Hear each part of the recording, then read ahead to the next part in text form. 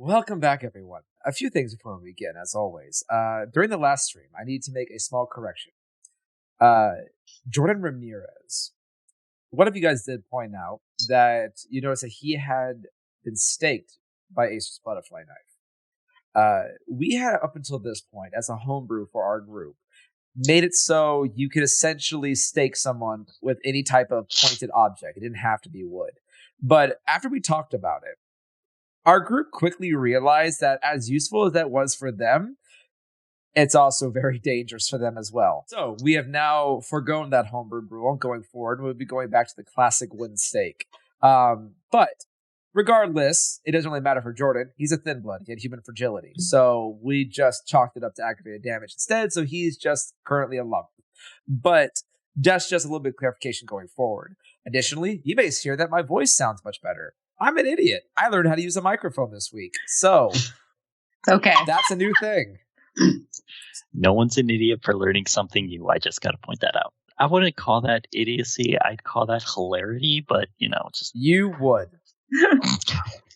Additionally, we will be setting up, we'll be using the new updated rules that came with the compendium on the World of Darkness website. So, as a small bonus, everyone here basically has now a slight bonus to being able to surge, depending on their potency. Crescent got getting the biggest buff of all, because she's potency 3. Additionally, our resident Thin Blood can now rouse. Mm-hmm. So, he got a little bit tougher. But the drawback is messy criticals can now cause compulsions. So, keep that in mind for all the fuckery that is bound to happen. I don't like that. Besides that should be all the crazy announcements. And I'm sure you're eager to finally pull yourselves back over that cliff that I left you all on last week. When we last left off, a singular gunshot had echoed through the night. A shot that would pierce the darkness itself. So let's go ahead and introduce ourselves and find out what happened, shall we? Well, things just wouldn't be the same if I didn't start things off. My name is Shen, but on the dark nights like this, I go by Grayson Titan Holland, here to bring a little bit of Tremere magic. I'm Acer Zoran. I know all about tech. Can't wait to see what happens next. Hi, everybody. I am Morgan Caldwell, and I play Crescent, the La Sombra. Find out what happened with this gun. And you can call me Blue. I am your friendly neighborhood Malkavian. Who's also named Onyx. Oh, that's right. Yeah, I have a name. She has one of those. It's very popular. I do. It's a thing. Wow, that was so Malkavian. Wow. And as always, I'm your ever watchful and ever benevolent, but lately very scatterbrained storyteller. My name is Peter. Let's go ahead and find out what happened. Just so that I'm aware, though, before we get into that. Acer and Onyx, as you have now found yourself to safety within the very tight corridors that intersect between several blocks of buildings. Currently, prying eyes don't seem to be around you, as you could still hear the crumbling and crackling of the last drop burning to cinders not too far away from you, about a block away. The sounds of fire trucks are deafening as police cars, you can already hear shouts of individual officers trying to disperse crowds not too far away. This area, no pun intended, is becoming increasingly more of a hot zone of public attention. And you currently have let's just be completely honest here. You have a torpid Thin Blood with a knife sticking out of his chest. You have a damn near frenzied neonate fledgling. You have a Malkavian with a mask stapled to her face. And you have an unconscious brunette that is not necessarily subtle in her attire either. What are your intentions? What are you all doing next? I will say this, Acer. As you all are kind of coming to that decision, reaching the end of your conversation when we last left, you could hear the scuffling between Grayson and Duncan. Conversation that they had before the silence was finally cut with a bang. Out of curiosity, where did we park the car? That's a fun thing. You guys walked and took buses. We did. Yes, we did. Thank you. The only car we had, you drove into a building. Yeah. Which technically wasn't even your car. Fair. I got it. So Acer is going to pull out his phone, and he's going to dial. I forgot his name, but Acer didn't. Who's head of security again? Rudy. Rudy? Rudy, thank you. Rudy. My man Rudy. He's going to dial Rudy really quick. He's just going to speed dial him.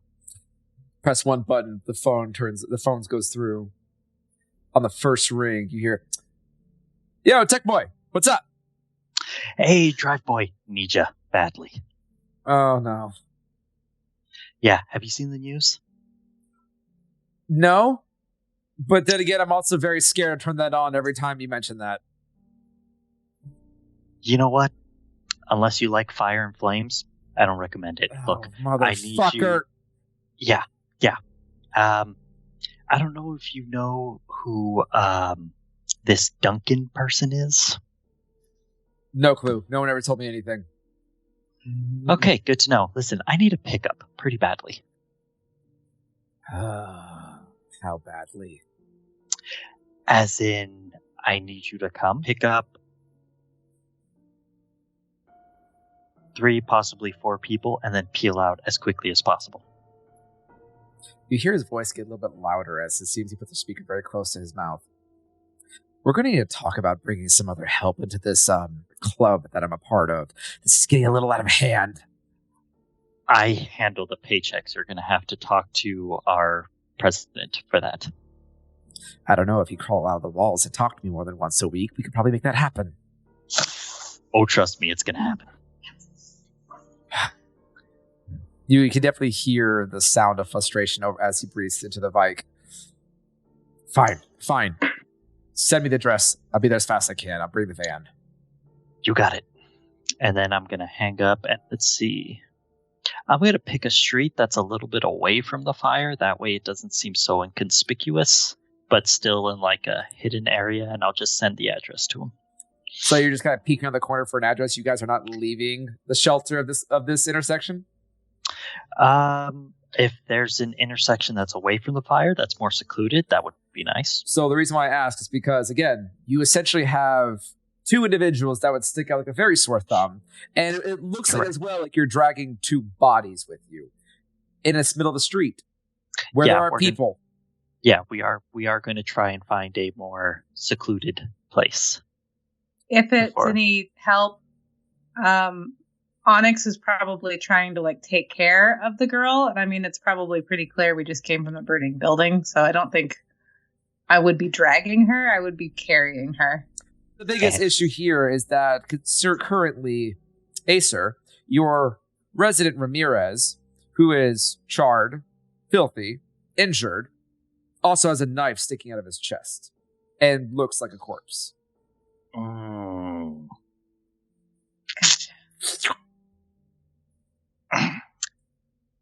So yeah, let's find a place that we can just lay low. Sounds good to me. He'll be fine. He's not moving. just tap his face. His head just lolls onto your chest. Ew. I'll kind of motion for the other 2 to follow suit as well. All right, for this is going to be a one and done challenge to see if you guys don't cause further complications, as this could potentially lead to a masquerade breach. I'll say the both of you working together. Someone will take point on this, but I'm going to need a wits plus survival or wits plus streetwise. One person's taking point, one person's helping. Plus survival or streetwise. All right. Streetwise? I have none of those. I have a ton of wits and streetwise, so. Oh, for the love of God, I will help. Okay, so Onyx, wits plus streetwise, add +1 because Acer is helping. Okay. I'll just to make it thematic, I'll help by opening up my map and just kind of showing you like where we are. Can I re-roll some of that? You want to burn a willpower? You can reroll up to 3 black Yeah. die. All right, you take a Yes, point please. of willpower damage. I will say this. That was bad.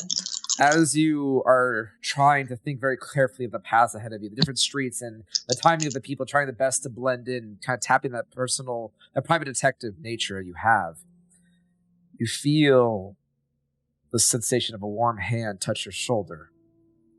A very deeper, gruffer voice of your father whispering in your ear, "You know better than that.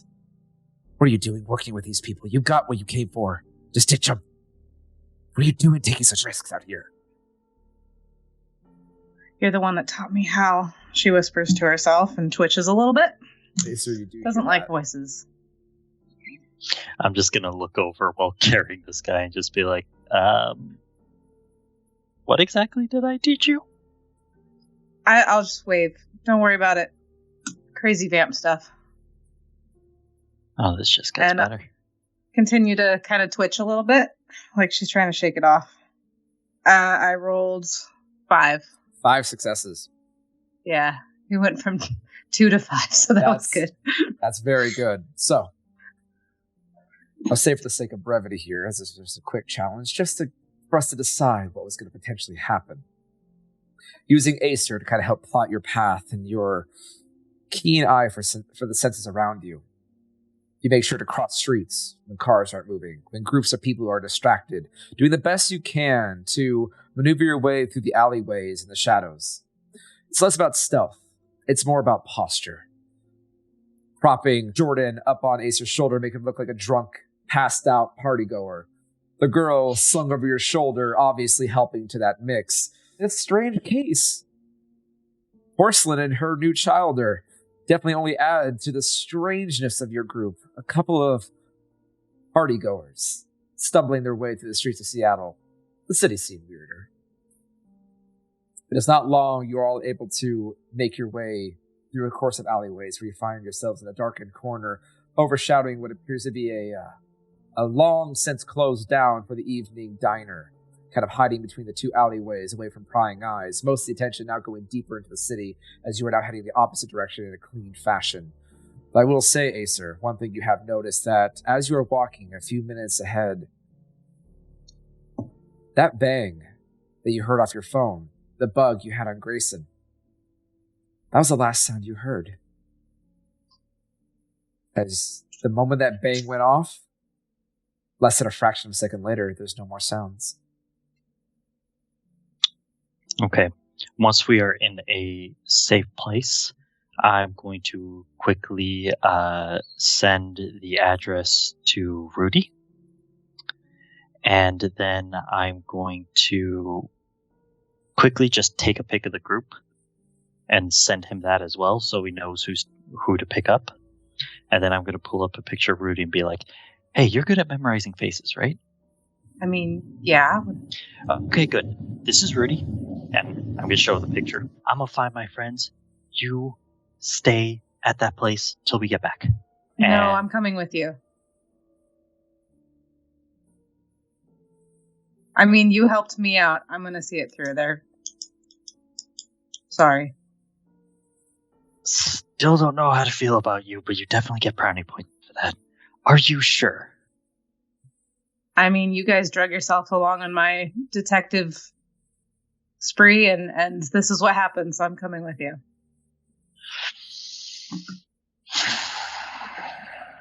I kind of look at the others.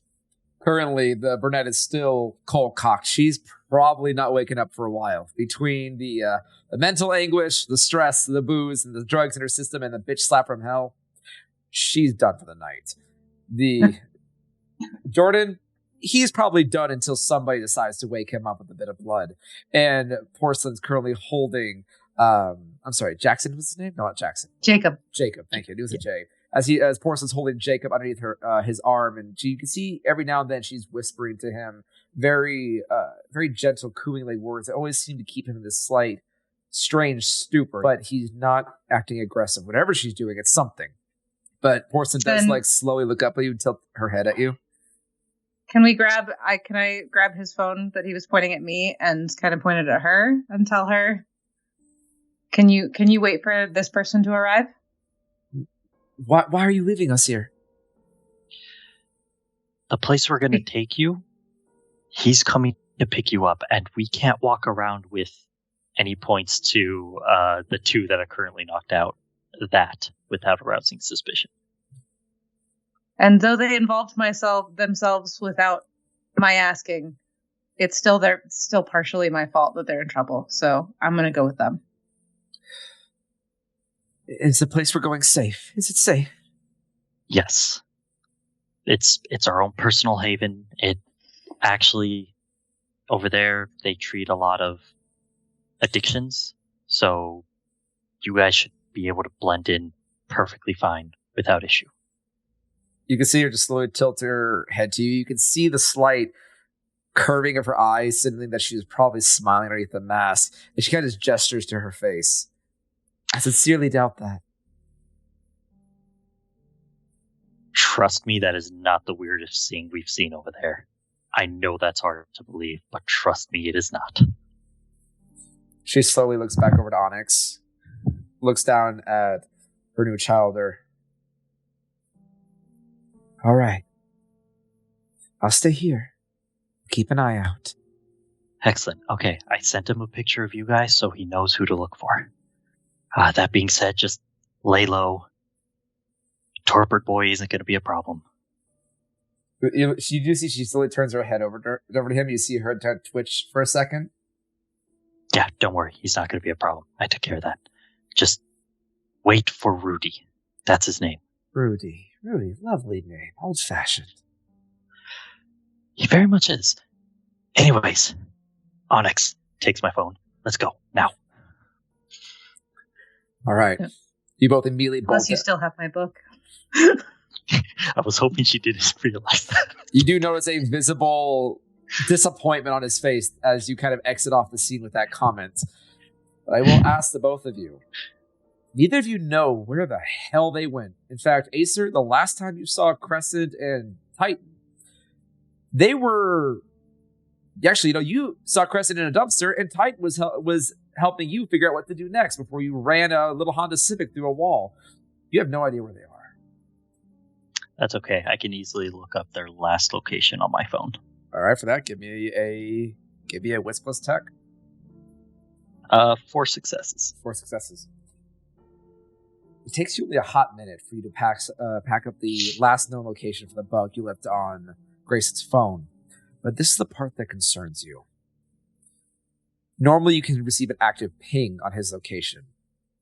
And usually that ping isn't really disturbed by Crescent's presence. She's more of a problem with the functionality of communications and things of that nature. The problem that discerns you, that phone's not pinging anymore. The last ping you have is the last known data. Okay. And what was the last ping before it blipped out? Roughly about 7 or 8 blocks away. Looks like it used to be a big warehouse of some kind. Okay. With that, I'm just going to let Onyx know really quick. And I'm like, it looks like we're going to a warehouse.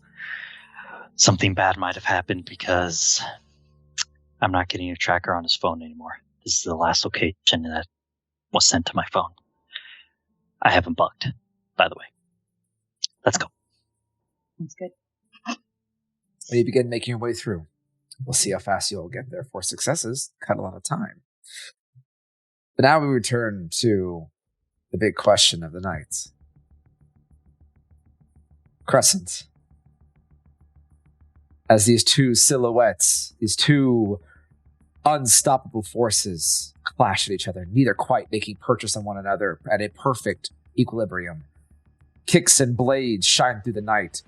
Flashes of fang and claw flare through. The silhouettes evenly matched, even in size, even in description. You slowly squint your eyes from the darkened corner that you sit in. Perched low and steady as you hold Onyx's Beretta in your hands. You feel yourself shake. You feel that doubt in your mind. One wrong misstep. Your friend could be dead. For good. This is wrong. You could give Duncan the opening he needs to truly finish the job this time. You shake off the nerves. You zone in. There's no time for doubt now. You need to make that shot. You slowly squeeze the trigger. For one shot flies to the dark. And as we zoom into that bullet, as it slows for a moment in time, it careens through space, rapidly approaching the silhouettes. Grayson, you are in a blinding CQC with Duncan. Knife over claw. The blade in your shoe swinging by, doing everything you can to hold up your rapid assailant, both moving at breakneck speeds. You can feel your own muscles straining to keep up with the force of his blows, parrying and counterattacking whenever you can, neither of you quite finding purchase, scratches across any type of superficial wound, just barely dodging each other before you spin around. Your vest, now damaged and slits open just from the sheer force of all the fighting that's been going on. As you spin around, you hear the bang, the sound of plastic and glass shattering as a bullet swings by. And you hear Duncan as he suddenly spins backward on his heel. A massive hole, dead shot in his chest. As he stumbles backwards, holding his blade to his chest, immediately snapping his eyes over. Crescent, you see the glowing reflective eyes of Duncan now staring back at you as you have hit your mark.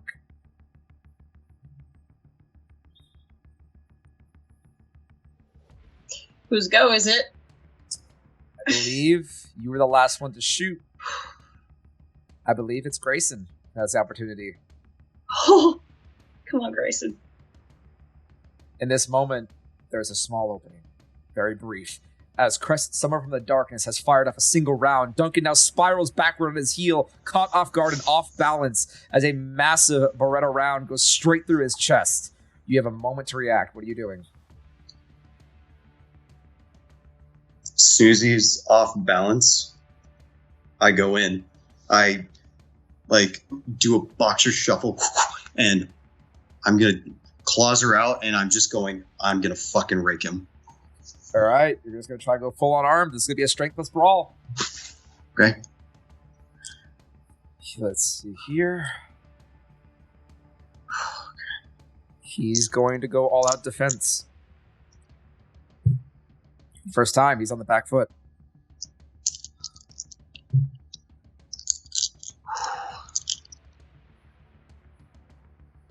I know I took from the bag last time, but would you guys be okay if I took again? I'm personally okay with it. Kick his ass. Do it. I would like to pull from the blood bags. And in response, I will pull my last die from my bag as well. Okay. How many are you taking? Oh, Lord. I'm taking the 2. All right. She gave me the opening. I'm going to take it. All or nothing. He's going to risk a rouse check. Beads. I've got all I can do.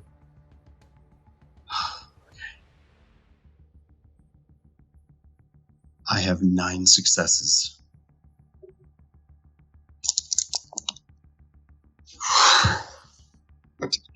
As he spins back on the heel, you can see him quickly right himself as his eyes meet yours just for a split moment.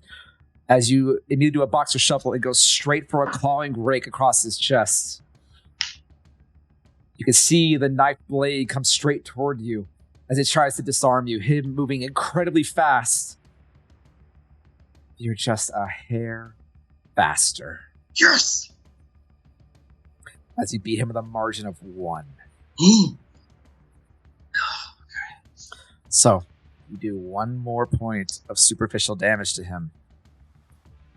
As immediately causes him to stagger backward, the massive raking of claws goes straight across his chest, cutting deep. You can feel your claws tearing through thick, coarse fabric and material, leaving behind your head a shredded, tattered mess as he skids backward from the impact, holding the blade to his front of his face. You've landed a blow on him. And you can see as he begins to right himself, now squared up. Go ahead and give me Go ahead and give me a wits plus insight. And see, insight. Okay. 3 successes. 3 successes. You have faced Duncan several times now. You've earned this role from the last time you spoke with him. As you both sit in that ambulance, him pointing a stake to your chest. The cool, calm, collected veteran soldier from an era of one of our darkest times. The one that stands before you, you see a chink in that resolve. His face is a bit more wide-eyed, his brow furrowed and calculating. He's quickly looking back and forth. As you now notice where Crescent's coming from, you can see him calculating. And you can see he realizes the odds are not in his favor any longer. He's afraid. You struck at him. What else do you want to do?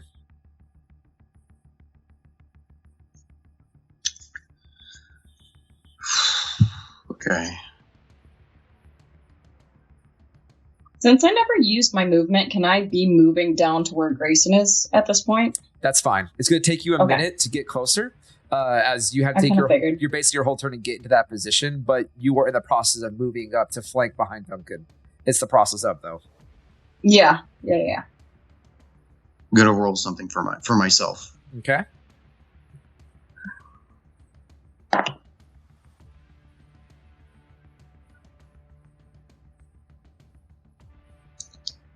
I am going to activate Scorpion's Bite. You're going to try and spit at him? I'm going to try and spit at him. Give me a rouse check. Yeah, it was going to come sooner or later. I get hungry. Too hungry. Well, luckily going to 500 doesn't stop an ability from happening. However, as you rake your tongue across the base of your fangs, you feel yourself clench as you can hear that stone within your mind of that throne the dictator sits upon crack. Listen, make your move, or I will. Your time is up. We need this. You feel that venom begin to build in your mouth. As he staggers back, you see him take one step back. Crescent, just as you kind of come around the corner to get a clearer view, the Beretta in your hand, you watch as Grayson just spins right back on his foot. His chest heaves out, and this massive blackish ichor just sprays out of his mouth like a cobra's venom. Go ahead and make your roll. This is going to be for your... Let's see here. I'll check that roll. Luckily, I have that. For blood sorcery... Scorpion's Touch. This is going to be a strength plus your blood sorcery. Strength and blood sorcery. Okay, so. And he's going, still using all out defense, he's going to use stamina and fortitude. He's going to burn his last willpower.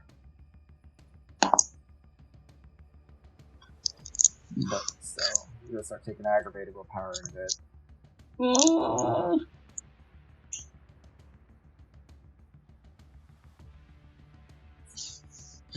I got what I got.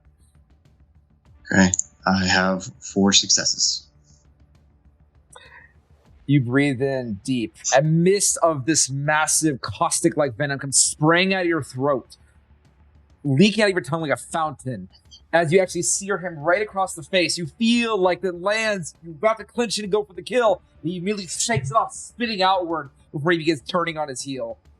Unfortunately, he rolled 6. It's close. That's close. fair. That's fair.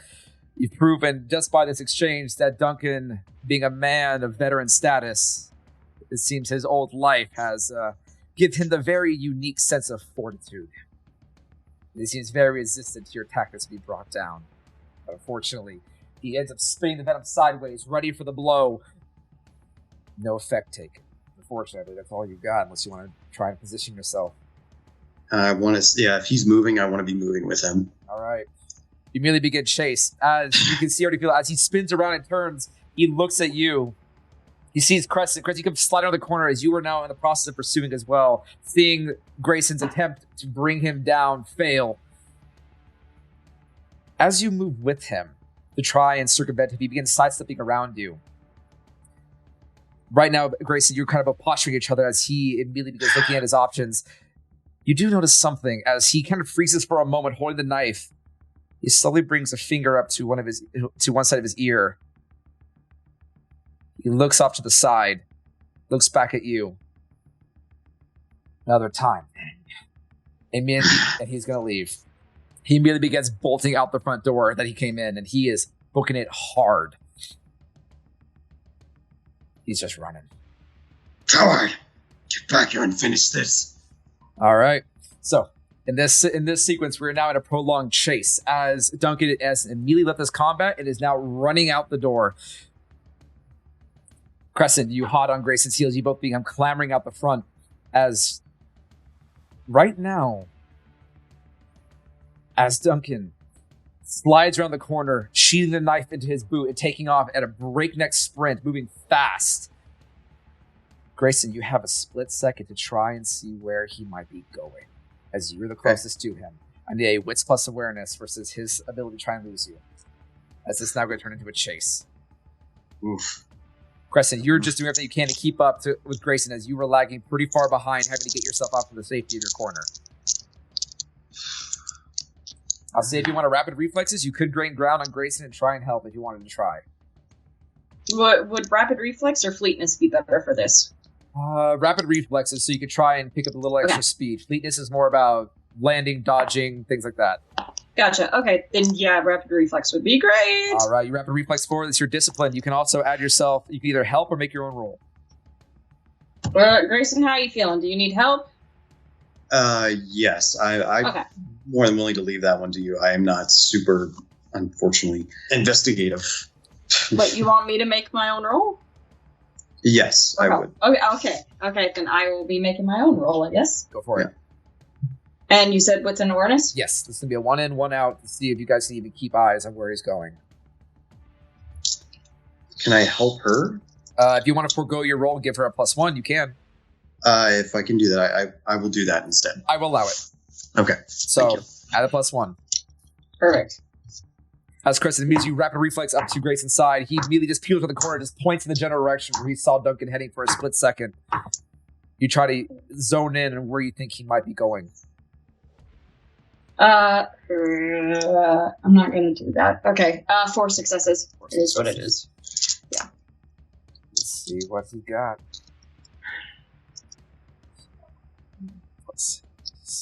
Should have roused for that. You fly around the corner with Grayson. Justice begins kind of looking around for a moment as Grayson, in a brief second, you turn to see Crescent. You look back. He's gone from your sight. As you kind of point in the general direction, Crescent, you immediately zoom around the corner, patting Grayson on the back, your gun in your holster. As you look, like a ghost, he's gone. You hear the sound of faint footsteps as you turn your head just in time to look up as an eagle ascends into the sky. I'll say with your choices, you've at least seen the direction he's going. Can I continue in that direction? Do you just want to keep tracking? I'll keep tracking. Yeah. Okay. Righty. Crescent aims her Beretta. You see her hesitate. You look up just in time to see the wings begin to ascend into the cloud cover. And Crescent immediately begins bolting off. I'll say in this time of the scuffling, just to kind of help pairing things along. Grayson, you notice as Crescent begins taking off without saying a word, you hear the rapid sounds of footsteps coming around the alleyway as Acer kind of stumbles himself a bit over in the sledge and rain, kind of stumbling back into the street as Onyx is right behind him, hot on his heel, as they come flying around the corner just in time for Crescent to take off down the street. What the fuck is going on? Get over here. Why do you think I'm here? Where is he? He's changed. He can change his form. We're following him. Acer, immediately as you look at Grayson, you've seen this before. His fangs are out and like daggers. His eyes are red and bloodshot with blackened veins staring back at you. His fist is clenched into a white knuckle. Grayson is starving, and he's out in public. We need to get you quarantined and food. I will help chase him down. Just tell me what he changed into. Darn eagle. Who are we chasing? An eagle, apparently, and I'm gonna look around to see if I see like some sort of eagle. You don't see an eagle, but you just see in the last second as you look over to see a flock of red hair dash behind a corner, and Crescent is keeping pursuit, it seems. And I'm gonna instantly run for the red hair, and I'm just gonna be like, I'm gonna look back at Grayson and just be like, stay out of sight, and just run. I will turn to Grayson and ask if he can give me more info. Like, who is it that we're looking for? This man. You want your bomber? That's him who we're chasing. Okay. I know this sounds weird, but can you give me more detail than that? Veteran, retired. His name is Duncan. He says the name Duncan, and the light switch kind of flips onto your mind, Onyx. The whispering's name of Duncan McTavish. You were in your hidey hole around the time that name was whispered around, and you kind of got the idea. Based on some of your previous cold cases, there's a high possibility that quite a few of those cold cases that were never able to be solved was because of Duncan and the many terrorist acts that happened in a flash of time before he disappeared like a ghost. You'll see a really soft smile pop up on Onyx's face. And then she's going to grab your collar, like uncomfortably tight. And she's going to say, help me find him. Or I'll help you find him. Where did he go? Crescent following. Acer, follow them. Any way I can try and, You're going to try and squeeze out a premonition? It's just something to see where he's going. Can I kind of try and do that? Give me a rouse check. Not hungry? I don't know. Is it above a 6? Yeah. You, a 7. You do not get hungrier. Good Lord, thanks. You are rocking these rouse checks for that premonition. I'm waiting for it to be really bad. Well, you're teetering on the balance right now at 3 hunger, but you do not get hungrier. Give me a resolve plus aspects. 3. 3 successes. You're still holding on to Grayson's collar. He gives you this name. You say you're going to help him. Then immediately Grace, you watches. Her head tilts back and her eyes roll backwards as her jaw kind of locks in as she holds your collar tighter. As she seems to be slipping into another episode, as several quick flashes go right before your eyes, Onyx. You see the eagle in flight. But the clouds have just parted ways, and you can oversee a massive topside view of the city. Immediately as those clouds are parted away, a shot goes right in front of you as you can see an old vignette of a Seattle map crumpled but flat in front of you. And it's very focused in on a very particular location. Discovery Park. But a few other things flash in front of you.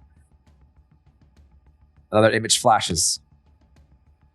You see a can next to a rock with a long bit of twine coming out of it and staked into the ground. You see a shotgun shell buried in the soil underneath a thin piece of netting. The last image, it almost even hurts to look at it in your mind as you see the rising sun on the horizon. Okay, so, sorry for my brain. A can next to a rock? You see a can next to a rock with a string coming out of it staked into the ground. So like a trap? Potentially. You see a shotgun shell buried in the soil with a thin piece of netting over it. and you see the rising sun over the horizon. Okay, since I can't write it down again, I'm stuttering this out to Grayson as I see it. Am I recollecting anything? As she's muttering this information out, the site location is not something that takes a lot of thought for you. Through this very heaving haze you're pushing yourself through, you've been to Discovery Park, and it gives a small, familiar chill down your spine, as this is the same exact hiking trail that you nearly lost your life in when you were still mortal. You know where that is, but you also know, as she begins rattling off, the can, the string, the shotgun shell on the ground, that sounds ominous, dangerous, but what jars you, and it quickly realizes, oh shit, the time. You quickly look at your phone, it's shattered. A bullet hole through the center of it. As you quickly just look over to your watch that you would normally have on you, well timed as always. It is 3 o'clock in the morning. On foot, getting to the Discovery Center from here, even supernaturally, is going to start cutting it close to the dawn. Any type of extended conflict, you guys are going to be racing the sun and Duncan. Be too long, son. To dawn. I don't know if we can beat it. I pull out my phone, and because I think I only had Acer's email. I don't have his actual phone number. I will just hand my phone over, and I'll just say, you warn them, and we'll find a way to get there. Take the phone from her. Probably a little bit harshly, but don't really have control over that. Nope. As I just should punch in Acer's number. As you're in a breakneck speed, Acer, trying to keep up with Crescent as fast as you can, she is moving fast. She is a assassin on a mission, and you have a hard time even just keeping up with her. The very small rips of silhouettes you can see through the cloud face as he quickly bobs and weaves through high-rise buildings. Your phone goes off. An unfamiliar number. Oh, God. Hello? It's me. Griffin, what? Time. Look at the dawn. Oh, fuck. Okay. Whose phone is this? It's the girl. Onyx. Onyx. Onyx knows where to go. Rudy's gonna pick up some people. Get there, now. And I kind of shout. I'm shouting the name, like, Discovery Park. Discovery what? Discovery Park. We'll go sightseeing later. No, thinks that's where he's going. I know that's where he's going. Kind of gives Grayson that he looks back to her again, like he almost like a double take, like, but then he looks back to the phone. Okay, I'm on it. Like, I can still see Crescent, right? You are barely keeping up with her as a natural state. If she wasn't focused on trying to keep track of Duncan as he is trying to lose her very attentively, she would naturally outrun you, but you do have eyes and you are within a shouting shot of her. Crescent!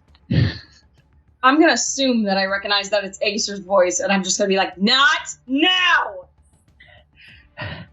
Bike! We need a bike! My bike's back at the center! I didn't make yours! Okay! Look for a bike! Fuck the bird!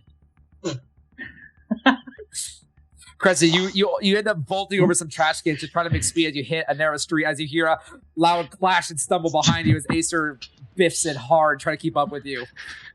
I'm gonna be running and I'm gonna stop and just be like, you have a split-second decision as you look up just in time to watch this massive silhouette bank around quickly around a large building, and it's for a split second out of your sight, and you need to make a decision. Are you looking for a ride, or you can still try and pursue him on foot? You can't do both at the same time. I'm gonna give the bird, and then I'm gonna go back for Acer. Gone. Your moment has passed as you turn around and see him just collecting himself, getting him off the ground as he's picking dirt and gravel off his face and shirt. Yeah, no, I'm pissed. Fangs are out. Eyes are gleaming red, and I'm gonna be like, this Better be good. I already have it punched into my map. He's going to a park. Dawn is coming. We gotta get there fast. You do look at the Okay. time, as from a safe distance, you do see it's about 3 a.m. We don't have to follow him. We know where he's going. We need a ride.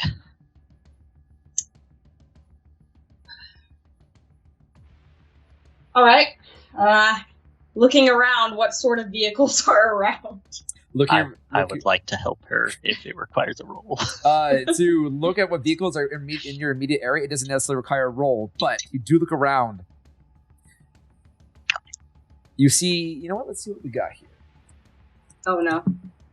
That's always a good sign when the DM does that. Currently, what's around you? It's a pretty barren street. You do see some kind of pickup truck, a Prius, and that's about it. Do you know how to hotwire something? I've done Please it say before. yes. Okay. Yeah, we're gonna try that. Awesome, we're doing that. Yeah, pickup truck. Do not. Truck. If you even so much as take a step towards that Prius, I will kill you right here, right now. Go towards the truck. But it's better gas. You know what? Never mind. Fuck it. Is there- Just out of sheer curiosity, I'm gonna try the handle first. Locked. And it was worth a shot. Do you need me to break the window? Yes, thought the alarm could go off, but at the same time, I do tend to will. glitch out technology, so... I guarantee you the alarm will go off, so stay as close to the battery as possible when you knock out the window. Okay. Closest way to stay on top of a battery would probably be just for you to sit on the hood of the car. Perfect! I'm gonna sit on the hood of the car right after I break the window. All right. For you, your strength is pretty much is high enough for this, even with a half roll. Just pistol whip the side of the window as it just shatters it immediately. As you just jump around on top of the vehicle, sliding through, just kind of hugging it. You hear it does continue, but it's more as if you play with a child's toy, and the battery is just on the verge of running out, but it's still going, and it sounds awful. Just I'm just gonna sit on top of it, cross my legs, cross my arms, and be like, alright, Acer, you're up. At this point, the lights are flickering like crazy as well. Yeah, you know what, that works. I'm just gonna unlock, open the door, and with the knife kind of pull out the panel again and see if I can't do the same hot wiring trick. Go ahead and give me, for this, a intelligence plus subterfuge. Or larceny. Which one? Which either? I will do... I don't think I have any in larceny, so I think, I'll do subterfuge because I have 2 in that. Do I want to use my new rouse skill? Oh yeah, the thin blood yeah, can there you go. rouse now. I get rouse now. You know what? Just for fun. Yeah, I'm gonna rouse. Okay. You rouse. You get a +1. Success. Hey. Lucky. Lucky. Okay, that is 1, 2, 3, 4. 4 successes. You get over, taking your knife and pop off the bottom panel. This seems like a pretty old truck, probably around the 2002, 2003 era. A lot of old-fashioned wiring, mostly electrical, which explains why the truck is reacting so badly to Crescent. However, Crescent, as Acer is working, you look up and see down the street a very large man, my fucking truck! As he comes sprinting down the sidewalk. He is a very large man, roughly about 6'2", massively barrel-chested, roided out to the max, with a massive white and pepper gray beard in front of him, wearing full-on flannel. The guy looks like he's been punching trees for a living, because his fist is so large, as he is full-on barreling towards you guys. That might be a problem. Acer, you might want to hurry up. Yeah, that'll work. Acer? I'm trying to get off the truck. Get in. Okay, there's a Brewhot wannabe and it's coming fast. All right. Okay, coming in. You actually got wires. All right. As you move quickly, Crescent, you just kind of slip in through the window, almost Dukes of Hazzard style, right over Acer as you kind of land in the passenger seat, just in time as you get the car ignition starts up. As Acer, you immediately hop in. This guy is now immediately here as he slams both his hands in the front of the hood. Get the fuck out of my car, String Bean! Official cop business, gotta go by. Puts it in reverse and just backs up. Oh, hey, you know what? He is. Oh, wait. Am I making eye contact? You are. Dominate. Okay. Cloud memory. Okay. I think I just have to say the words forget, right? It involves a phrase with the word forget. All right. And I'll just basically be like, forget this ever happened. Your truck is fine. As it immediately becomes around the side towards the driver's side as Acer shuts the door and begins throwing to reserve. You're like, get the It just mid-sentence stops and looks at you. This very large man just kind of stares at you for a moment, Crescent, just slack-jawed as Acer goes, ah! and you just see your rearview mirror as this man's just standing in the middle of the street as he just disappears. Well, that worked.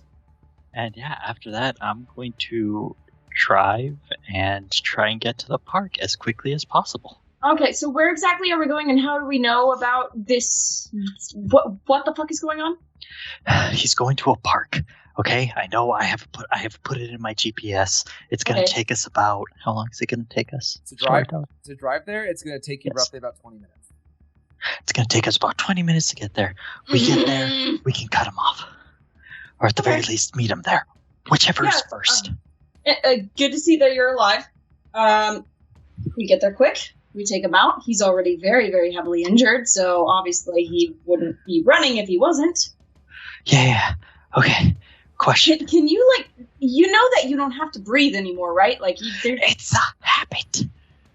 Okay. I'm probably gonna mend right about now. Go ahead and give me a rouse check. Yeah, that'd be great. As you are sitting at 4 superficial damage, always teetering on that aggravator. Success! You mend another 2 points of damage. Acer, you look over in the midst of this bickering between the both of you as you can see this torn, raggedy, flesh-laden hole that on the front of Crescent's chest begins to knit and stitch itself even further closed to almost the size of a golf ball. Pieces of ragged muscle and sinew kind of flap about as the breeze comes flooding in through the open passenger window. Slowly, pinkish skin begins to form as the flesh is knitted shut. But it's still, you still feel the pain. It still hurts. Okay, just a little better. Okay, good. Okay. We're finishing this tonight. So. We have to. Right, okay. Went into the burning building, found Onyx. She's fine. Much to your dismay, I presume.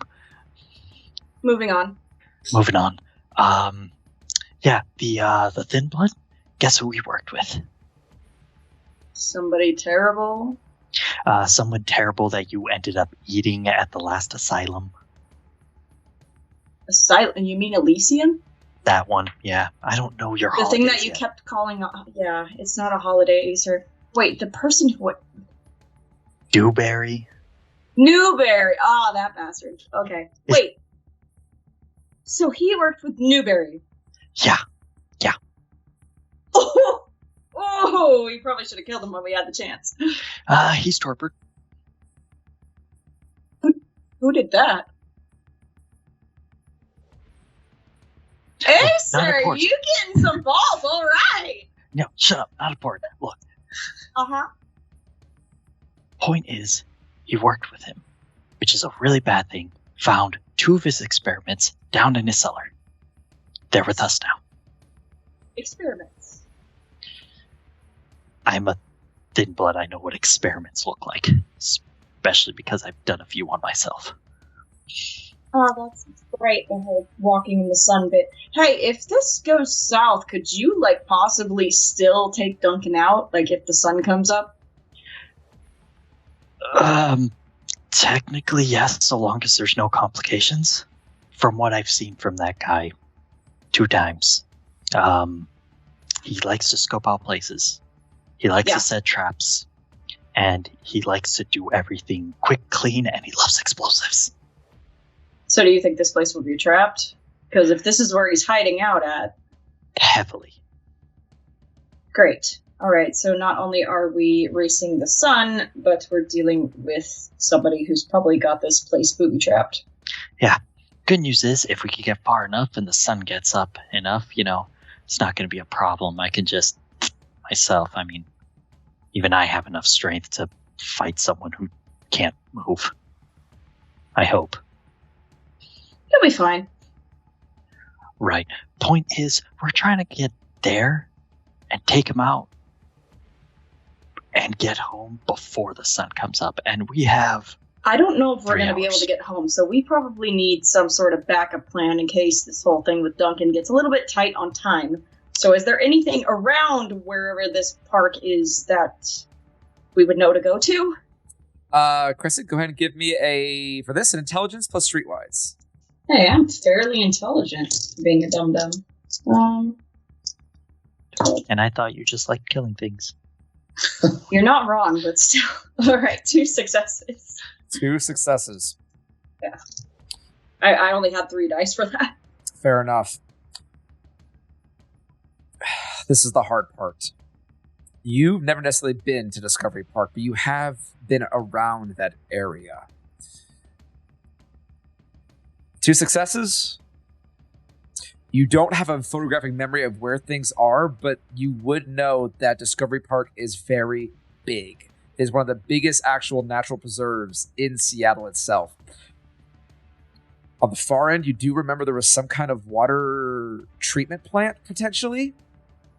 And on the other end, there are a whole lot of residential and small businesses. But the problem is, if you have to get somewhere near the center of it, trying to find places to hide if the sun comes up safely, to either A, not be burned alive by the sun, or B, not be found by a morning hiker and his dog, that's going to be a challenge. All right. The problem that we're dealing with here is that Discovery Park is big, and there's not really very many places around it that we could potentially hide for when said sun decides to make an appearance. Yet you stop driving like that? We're in a race against time. Oh, fuck. You come flying by a red God. stoplight just as it changes the last second. Go ahead and give me...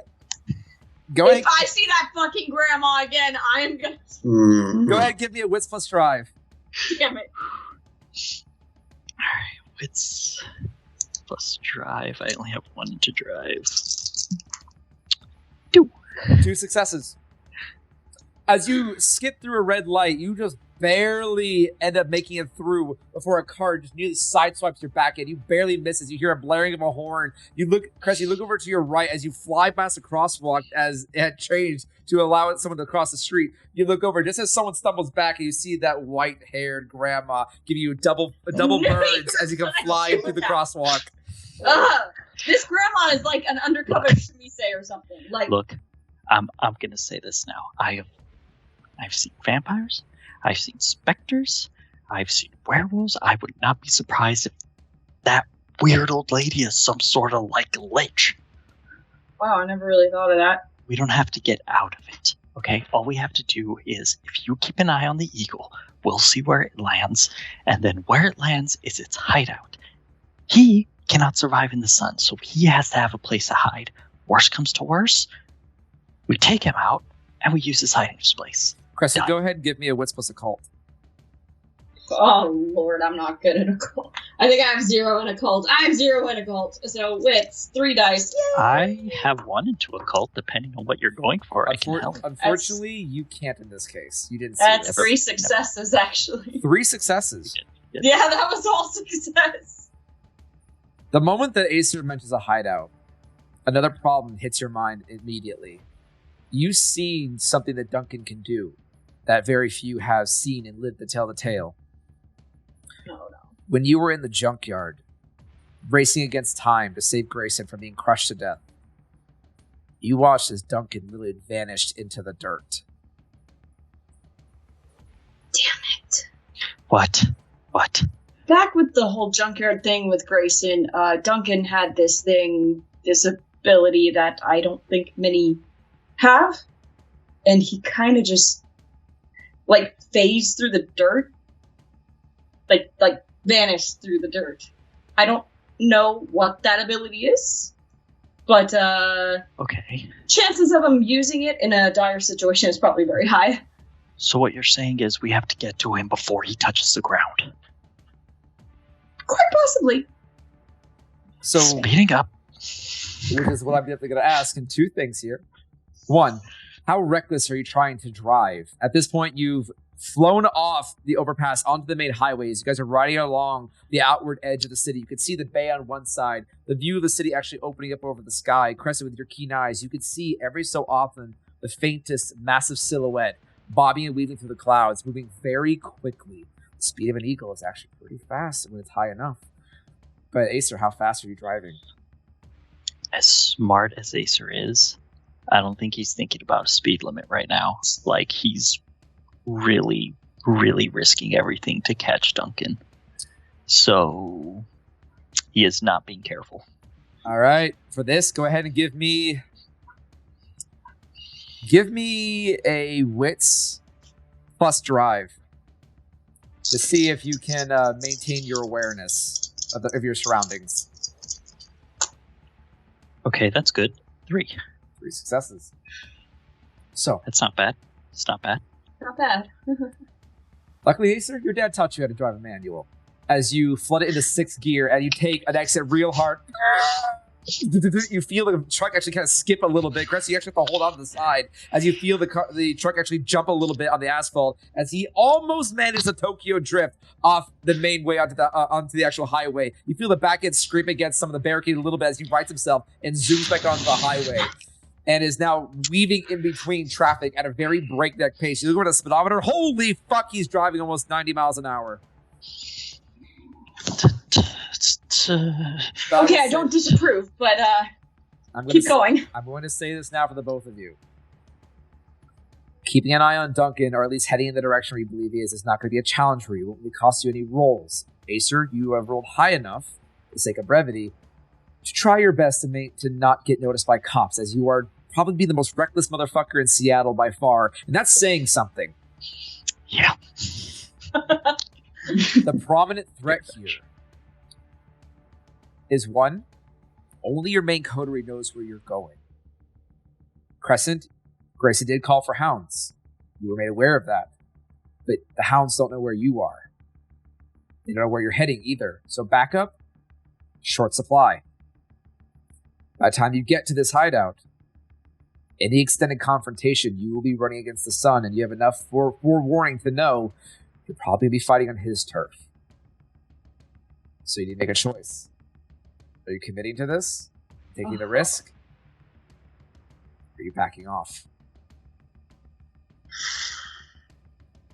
This is the last chance I'm giving you to make that decision as Acer makes it onto the highway. You can see the exits rapidly flying past you as Crescent, you know you guys could take an exit, easily get through the city, head back to the center, and regroup if you had to at this second.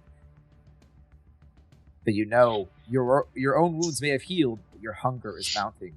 You only have Acer. Grayson is starving and injured, and you have no idea the state of Onyx, as you haven't really seen her much until she dived into the fire. You only know she's alive because Acer's here. So the both of you guys, you need to make a decision. Are you going to commit to try and chase Duncan down now, or are you going to regroup?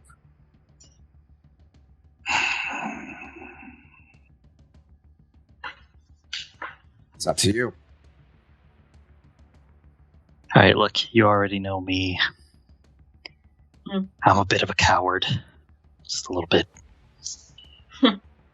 I would much rather have the entire team. But it took this long just to get him running. If we go into a fight, I'm useless.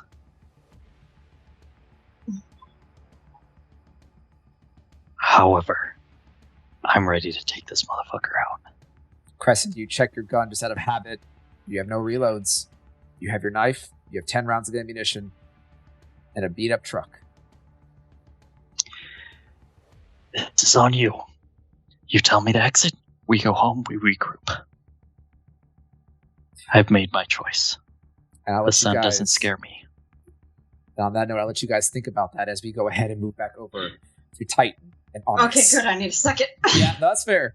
So, Grayson and Onyx. Acer's gone. He's taken off. You hang up your phone.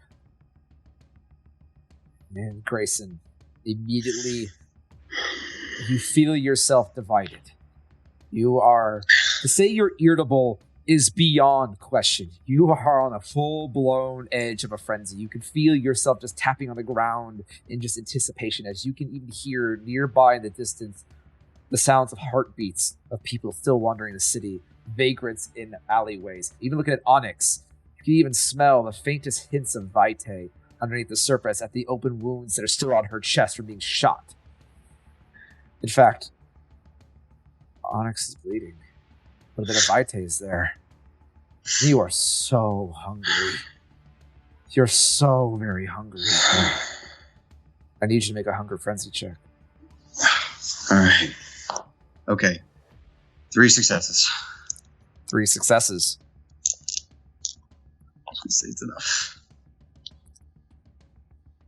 Onyx, as you slowly let go of Grayson's collar, as he hangs up the phone, you see him look up to you, and his agitation is apparent. His face is very tense, his jawline stern and tight as you slip back into consciousness, a smile on your face.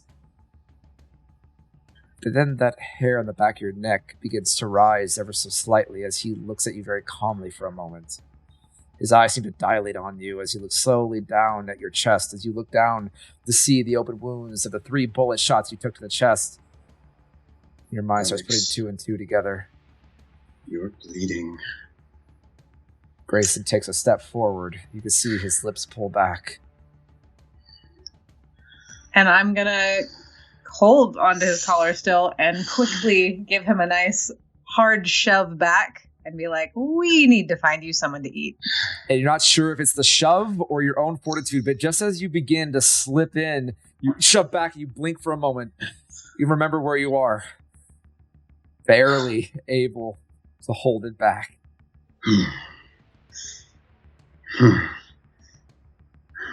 Excuse me. So I'm going to keep my grip on him, and can I look around and kind of know where we're at? Go ahead and give me a wits plus streetwise. Yeah.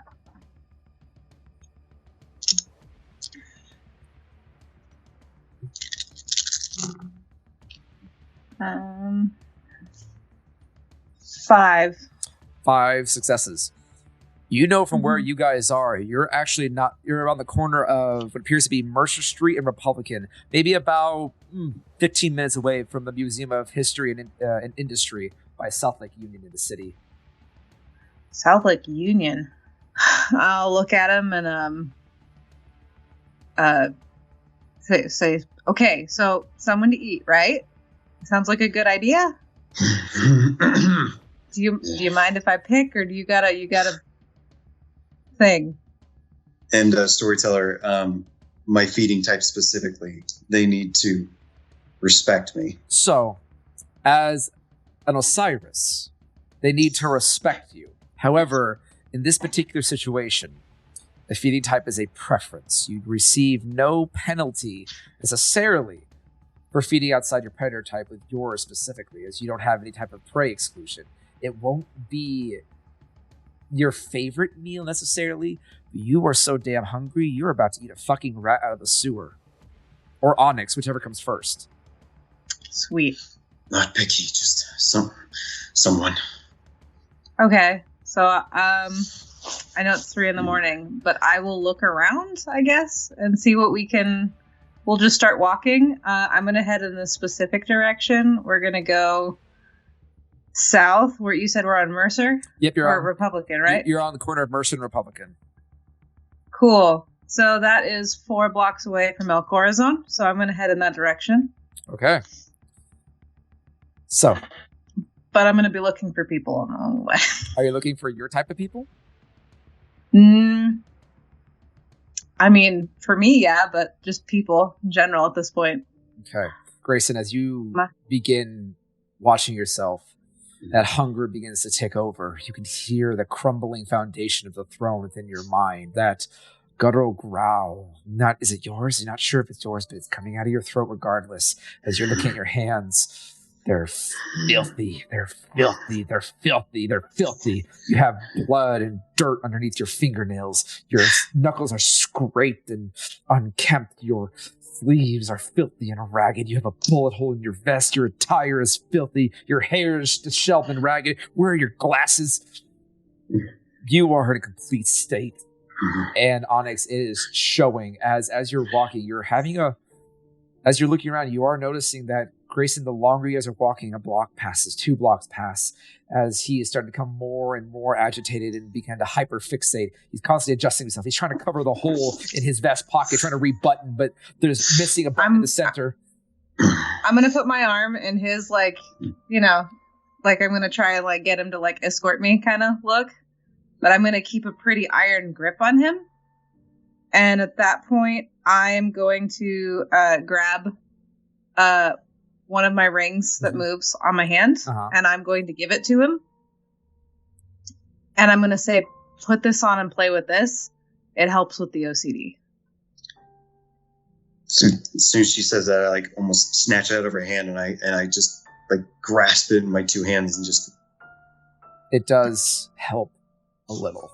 It gives you something to focus on. Just the intricate turnings left and right, the rhythmic motions. It gives you something to focus on as you feel the back of your throat begin to dry. You feel your muscles tight. You are very hungry. You've been a long time since you've been this hungry. In fact, I don't believe in our recorded games you've ever been this hungry before. I may have, but it is. It's this been at is least definitely a very long time. This is a very severe case, probably the most severe I've had. I'm still looking around. Is there no one? There's no one nearby. So for this, since you are hunting, I'll say, give me another wits plus streetwise, as you're trying to find any type of location where people might be gathering this late at night. Yep. We're only 2 blocks away at this point, but I figure I'm still looking. That's fair enough. The closer you get to your turf, the more likely you're probably going to find somebody. As if someone's going to be out late at night, definitely a metalhead. If it's 3 a.m., a show. They're gotta be just a show closing out. going. Show just got up. I mean, it would have just ended. Bars and shows. 10. What's it? Okay. 2. 2 successes. Go through another block as Grayson's managed to hold on to his composure, and you're starting to feel the worry in your own mind, Onyx, as you're starting to look around and there's not that many people out this time of night. Where are the people? Bars have to be getting out. Clubs got to be letting out. You know El Cozone's not too far away. And then your eyes, like a predator, lock in as you hear the sounds of footsteps. You see a still very tall man. All right, let's see you guys later. As you see him slam the door in a cab, begin stumbling down the street on the opposite side of you, going in a different direction. As he goes, you hear him very loud, like, I gotta take a leak. And he begins turning down the alleyway on the opposite side of the street. 1 and 2. And I'm going to gently direct him that way. 1 and 2. 1 and 2. Onyx turns you as you go across the street, as you could see, as you look up just for a moment, and you see the man walking down the alleyway. You hear the faintest sound of a zipper opening. You have a target right in front of you. Grayson's going to put the ring on his finger. It gets about maybe to the second knuckle before it won't go any further. Just as long as he has like that firm grip on it, but he goes down the alleyway. I'm still holding on to him, by the way. So, that's the key thing here. Grayson, are you going to try and walk calmly with Onyx, or are you just bolting? You are starving. I stop muttering. When I see him, it turns into all I care about, but it's more of, he's not one to, even as hungry as he is, he's not one to just rush this. He almost is like admiring it, like it's a fancy dinner. Onyx, you watch as this twitching and struggling Grayson suddenly becomes very composed and slowly lifts his head and focuses. You kind of keep a tighter grip on him as you are also a little thirsty, but not nearly as bad. But as you hold him, you can't help but look up at his face. And there's a smile breaking from one ear to the next. You can see, just by natural intention, there is a deviousness on his face. There is an enjoyment. As you can see, his fangs already pushing through the top layer of gum. You can feel his grip on you tighten in anticipation. I'll just lean in, and I've still got his arm, and I'll tap the other shoulder on him, and I'm just gonna lean and be like, have at it. But you get close to killing him, and we got a problem. He doesn't respond the way you think. He doesn't even look your way. He stays in. A meal must be enjoyed. After all. It satisfies her enough to... She shrugs, but keeps her arm on him as she guides him over. Your footsteps get closer and closer as the man finishes business. Like, there we go. Ah, shit, what did I step in? Ow, fuck! You hear him kind of see him struggle as he turns around, fixing his zipper, and he stops, looking at both of you two as you now block the way he came into the alleyway, shoulder to shoulder, blocking the whole path. He looks up and goes, fuck you two want? I'll just give him a wink and a smile and say, you sugar. I'm sorry, I don't really play that kind of game. I'm happily married. I just look expectantly at Grayson. He slowly begins to back away nervously. I use dominate. I tell him to turn. His head kind of tilts to you for a moment. One foot over the other, he just slowly begins to turn around. So when I walk up to him and I place my fingers over his shoulder, just very slowly one at a time. Lovely. And I bite into him. It immediately, the blood rushes. There's an intense flavor. It is joyous. It is euphoric. Immediately, the senses that hit you are of pure ecstasy and excitement and adrenaline. It is very sanguine, a flavor of your choice as a Tremere. And you begin to drink and drink, and then you feel that whisper in your mind, more. He's got more. Take more. Take it all. Take it all. Grayson, take it all. As you hear that dictator begin to edge you forward and forward and forward, I need you to make a hunger frenzy check. Okay.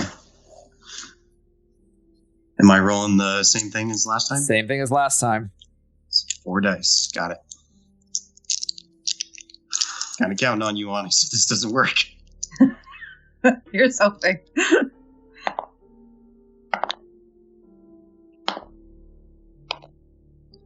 2 successes. Grayson. That blood is too sweet. It's too good. You've been pushed around, beaten, fought, insulted, demeaned, and belittled for too long without respite. You've lost your facial image to the crowd. You've lost so much and given even more. You deserve this. You need this. And as you feel your head begin to sway, as there's something about this blood that you just can't stop. And Onyx, you watch as this dignified feed, this very calm, almost like the snap of a monsoon, immediately Grayson's arm goes one around his waist, one around his brother's chest, and pulls him close. Man begins to, as the euphoria of the kiss begins to immediately wear off, as you can hear the crunching of bone, the sheer grip that Grayson is immediately beginning to put on this man as he is drinking him dry. Unless, okay, Grayson, you are in a hunger frenzy. If you want to burn willpower, you are still at hunger frenzy. You must feed until you're 1. I do have 1 willpower left, so I will use it. Grayson, how much you were trying to attempt to take?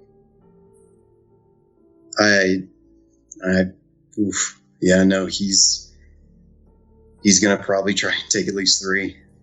Take 3 hunger as you begin to drink him aggressively, but that last bit of mental fortitude kicks in as you're just able to begin to pull yourself back, but you're eager. You drink hard. As you do drink down 3 hunger almost rapidly, Onyx, you notice the eagerness in him as he begins to drain quickly. You watch that the flush color on this man's face, or whatever he experienced, begin to quickly go pale. The eyes go wide, but a strange, pain-filled smile across his face as the man begins to seethe and shudder in Grayson's grasp, and he's still not stopping yet. I'm going to try and yank him off. Okay. As you reach that 3 hunger, you're now down to 2 hunger. As you feel Onyx just tear you away just in a moment as you're going to stagger back, shaking. When I get his eyes, I'm going to try and use Dominate. What do you do? Ooh. And I'm going to yell at him to stop. All right. So, in this moment, let me see here. Let's see, because you have Mesmerize, I believe, correct? Yes. Mm-hmm. So you can issue him a more complex command if you'd like. I'm going to tell him to stop, calm down, and sit back. All right, Grayson, you are in the midst of a frenzy. You cannot try to let this go. I need an intelligence plus resolve from you. Okay. Onyx, I need a manipulation plus dominate. Intelligence and resolve. Oh crap. Does Unswayable Mind come into this? It does indeed. So you can add your fortitude. You add your fortitude rating to this.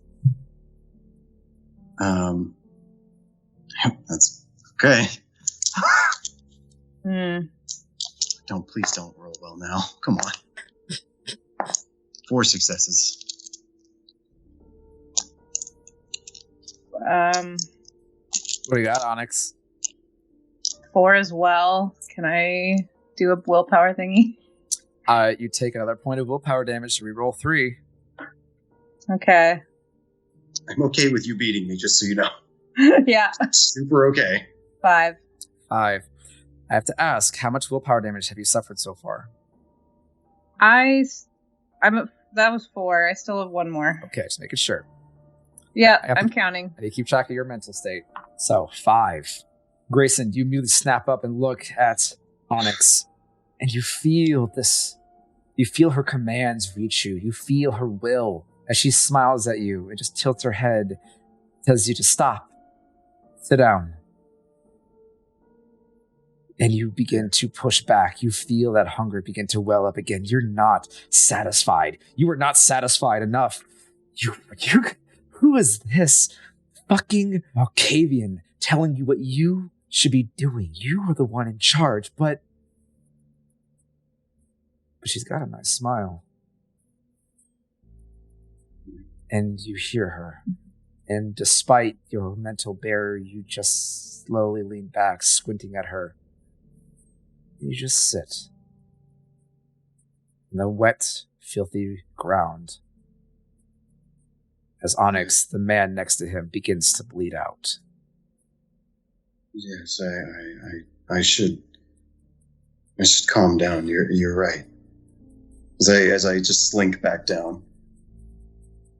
Can I go over and at least fix up the open wound? Kind of roll him over, the blood flooding out the side of his neck. He growing very pale. He just, fuck's sake.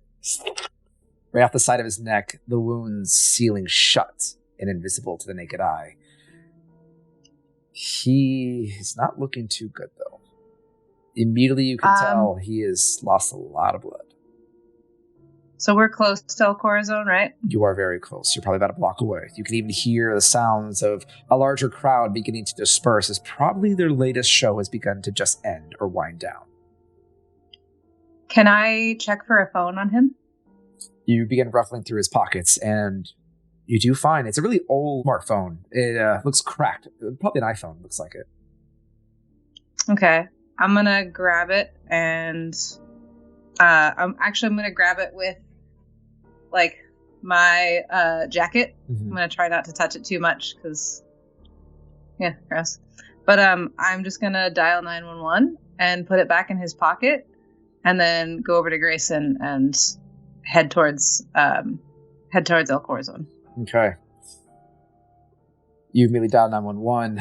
Stick in his pocket. You can hear the phone ringing just with your heightened senses, able to just hear the sound of an operator going, "Hello, 911, what's your emergency?" Just as you wrap your arm through Grayson's elbow, pick him up off the ground as Grayson, you just can't really stop yourself but to follow the lead as something hits your system.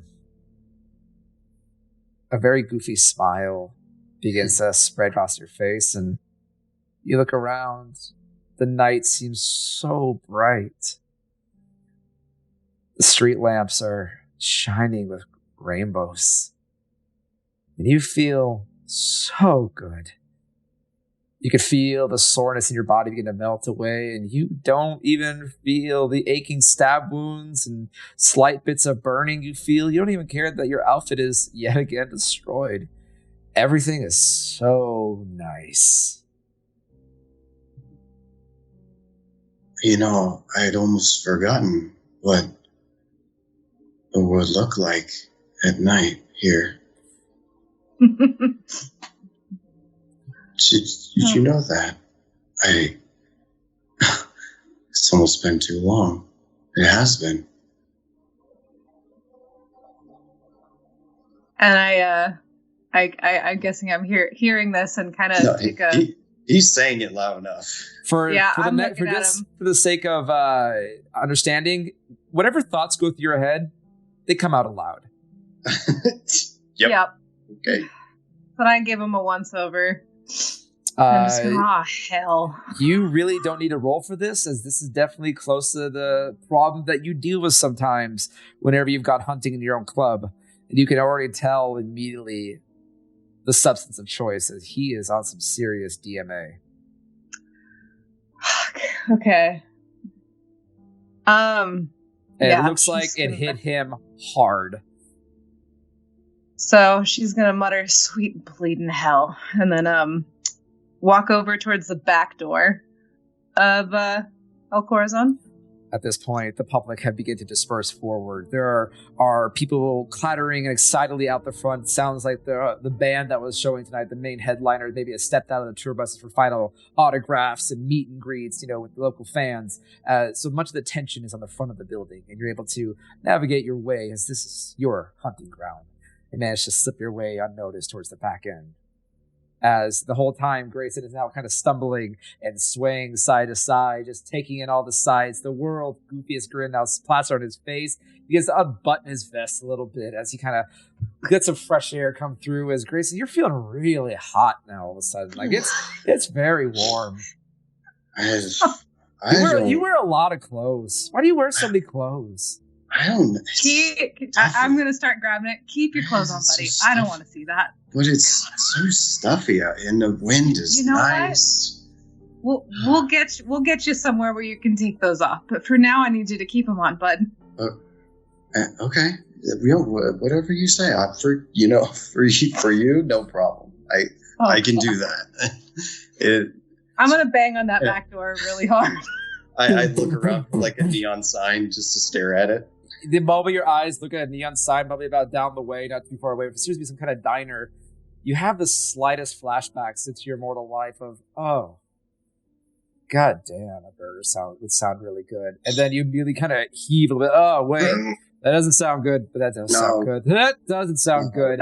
As audience, you're kind of banging out this door in more of a panic. You're watching Grayson go through this, like, strange tossback of step towards the neon sign or the diner, then retch and step back, then step toward again, then retch and step back. No. I'm just like going through like the choices on a menu, like, I can't, no, potatoes. The more that he gags, the more she starts gagging. She cannot handle that. Tater, oh god, the mashed ones are good. No, I know that. What's about a shake though? Like a night.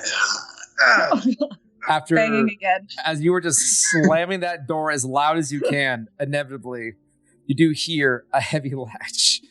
Just make sure I have the correct name. Just give you 1 second. As the door swings open, you see the scruffy, chiseled jawline of Az peek his head to the back, goes, "What? Okay, I'm coming. What the? No, we're not doing it." He stops for a moment, looking back. What the hell are you doing here tonight? Hey, how's it going, bud? How you doing? He just gives Grayson a look before just all the expression of surprise just immediately hits his face, and he looks down at you. Onyx, what the fuck did you do? Hey, baby doll, nothing. Can you call us an Uber? 1, you know how much I hate it when you call me that. 2, who the hell is this first? Poor sucker can't hold his drink. I just need to get him home. Can we wait in your office? Go ahead and give me a charisma plus persuasion. You can add your beauty to this, and add +1 because he knows you.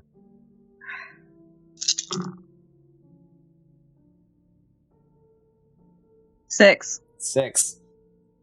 In the dimmer light of the back alley, he looks at you with just this furrowed brow on his face.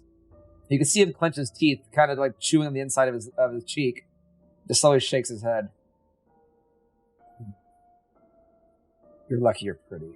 Come on. As he opens the door, letting you both inside. At this point, he kind of puts a hand out for a moment, letting the last of the goers leave, knowing your reputation here. And you do kind of sense he does not want to cause a scene of having you back at Little Corazon for the first time in a while. But he ends up leading you towards the back end, up towards his office.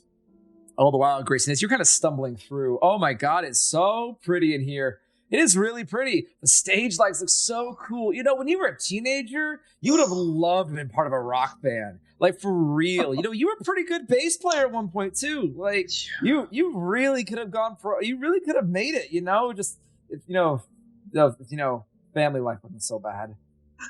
And as you... Yeah. And these thoughts are kind of just going through your mind as you're blatantly saying these things openly, as your feet are kind of going across the sticky showroom mosh floor. That's a wow. Do you see that over there? That is a fine piece of musical instrumentation.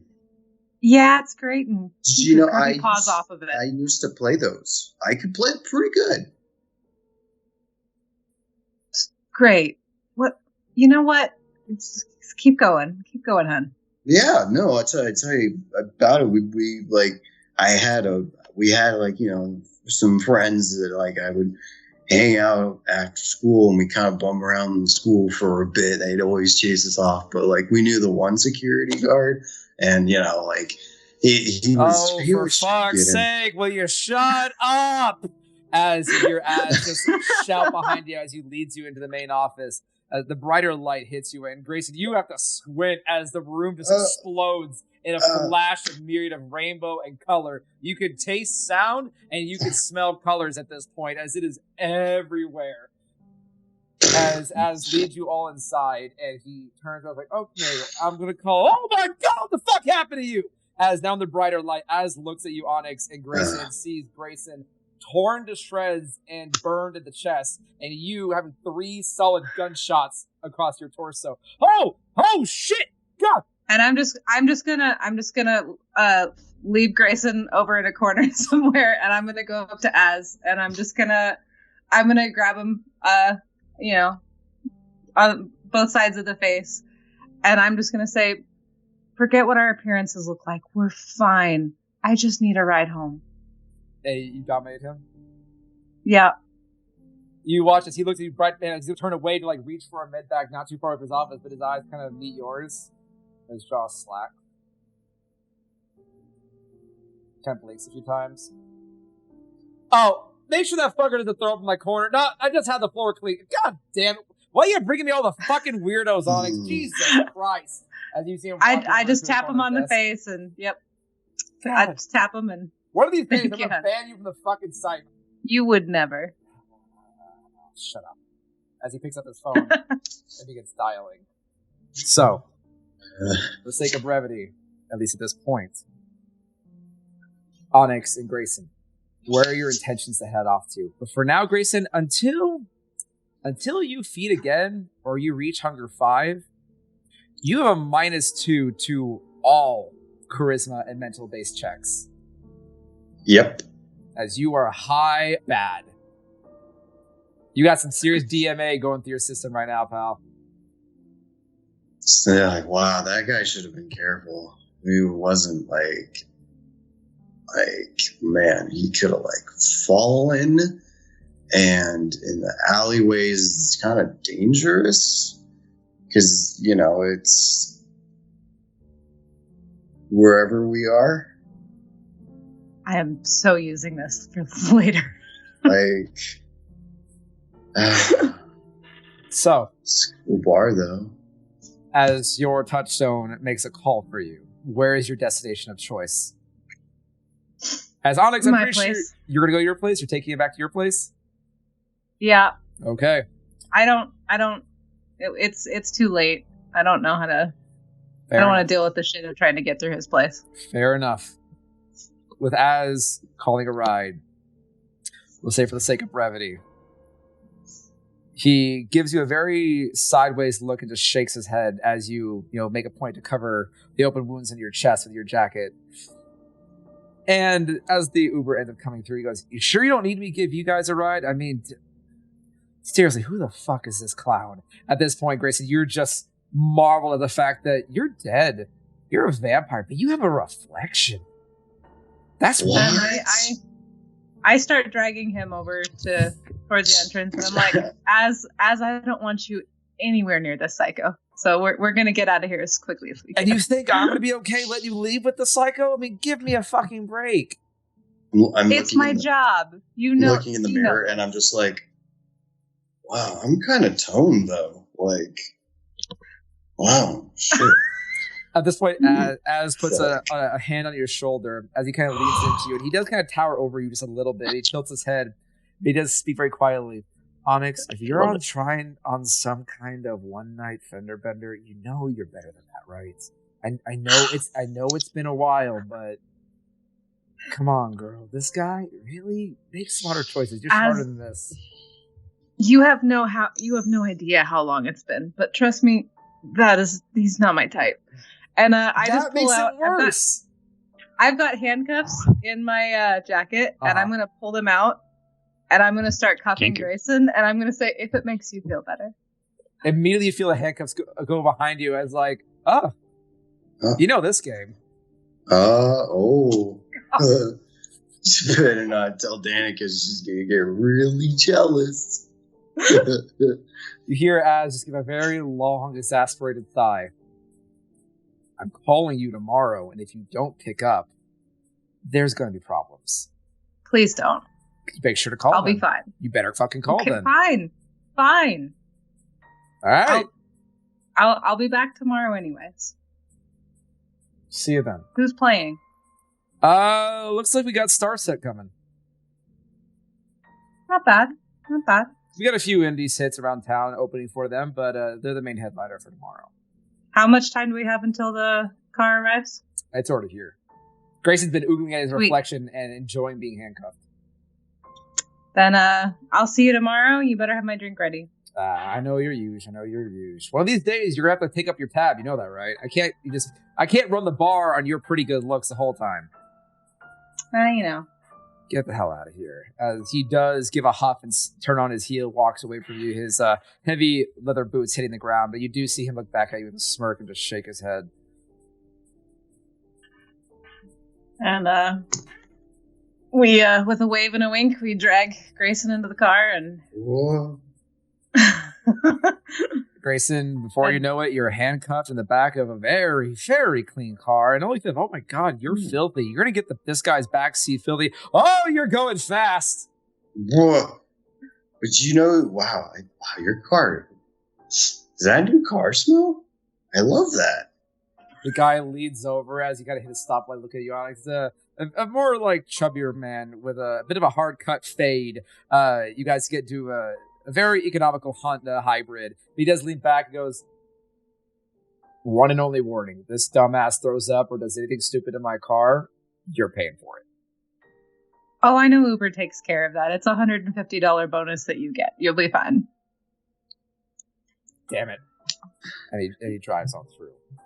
Now, your package safely in tow. Let's go and take a very small intermission to allow our friends to recuperate, give our two wayward adventurers a little bit more time to decide what we're going to do. I'll run a very small ad break just to help compete some more of the channel, and we will be right back for some more late night session tonight, everyone. Don't go anywhere.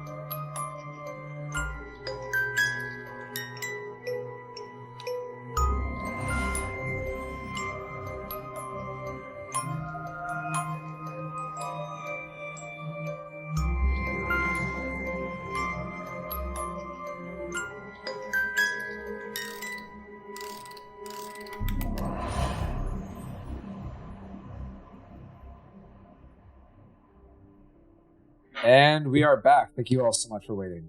Let's go ahead and dive back in as we've now just finished our intermission here. We last left off on Acer and Crescent as they are barreling down the highway in a beat-up truck, almost 90 miles an hour, weighing their options. Crescent, you can see that faintest silhouette,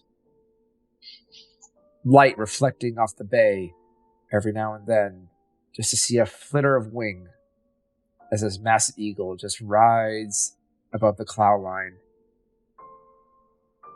And the risks start mounting in both your minds as the discussions quickly begin to fall to a long and tense quiet as both of you begin to weigh the pros, the cons, the risks versus the rewards. And the exit from the treatment center is coming up fast. Are you guys going to pursue Duncan to his home turf? Or are you going to regroup? So Acer is going to dial Onyx's number and put her on speaker. At this point, Onyx, as you, while having Grayson handcuffed, begin leading him through your apartment, you open the door, and what does Grayson see? And for our audience, what does your space look like? Ooh. It is a small one-bedroom apartment that is very dark academia, old.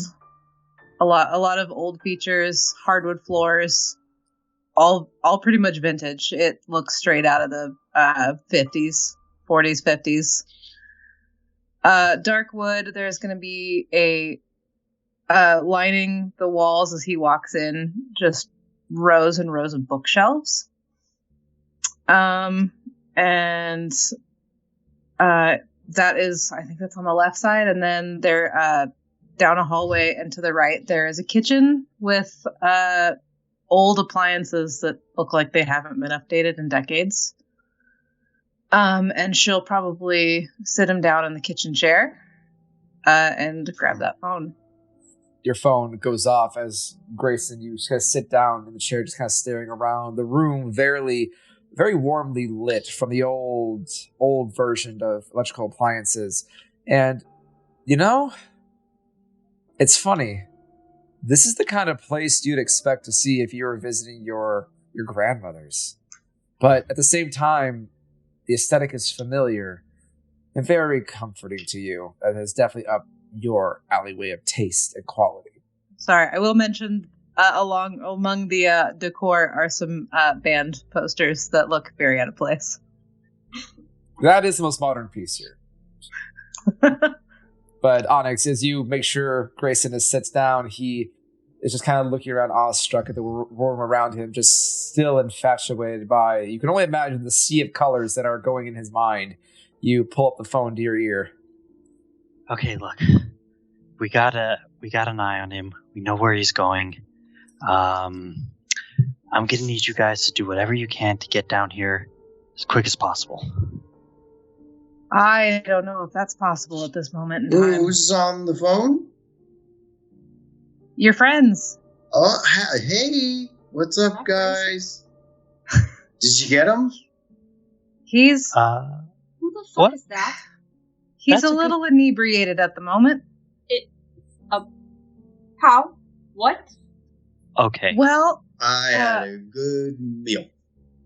his you know he was a little hungry, and the first person he found happened to be on something. So Okay. he's good. I'm taking care of him, but we're a little out of commission at this moment. All right. Thank you for that. Are you at the facility? No. Great. Okay. Change of plans. We'll meet you tomorrow night, and he just takes a hard turn and gets off. You the freeway. barely managed to clear that exit, and you cut up like 2 lanes of traffic just to barely make it in time. You managed to cut up the last second. Wait, what are you doing? Making sure we don't get killed. Thank you, Onyx. He's Call you right tomorrow. there. The phone abruptly hangs up before you have time to respond, Onyx.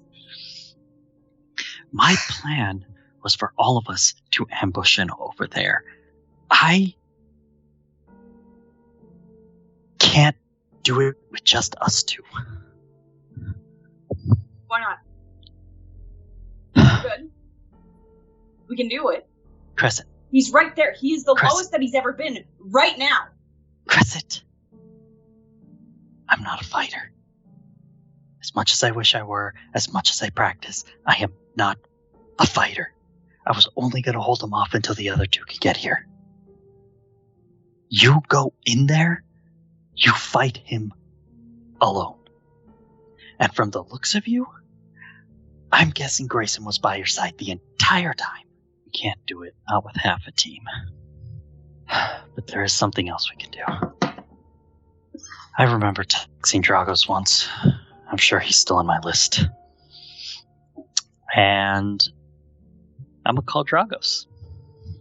You dial the number, and you can't help but notice that your thumb, as you're kind of paying attention to the road and driving at the same time, hovers over the send button. You don't have good memories calling Dragos. But you hit the send button. It rings. Pick up.